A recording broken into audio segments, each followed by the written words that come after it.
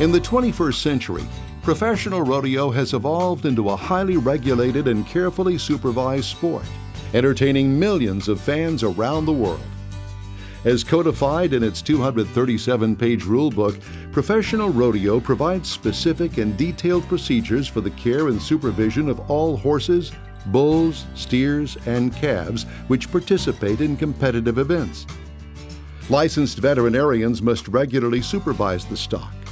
Sanctions and penalties are levied for infractions of the rules. We make sure that we always have a veterinarian on hand at the rodeo to be able to attend to any animal that should be injured. And even before the rodeo begins, we make sure that the holding facilities are very well taken care of, that there isn't a hazard for the animal that they can get hurt on, that they don't snag themselves on a nail that might be sticking out of a board. All of those facilities are examined by the rodeo personnel or by the veterinarian themselves.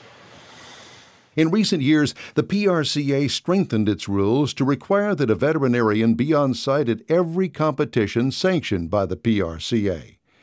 These rodeo veterinarians are a valuable resource to everyone involved in the sport, as they ensure good health and safety of both livestock and contestant.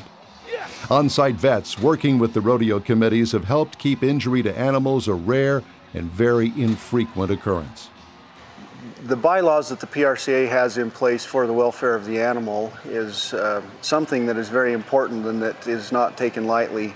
If we don't take care of our animals and the athletes at the rodeos, then the rodeo will fall away, and it's nothing without the animals.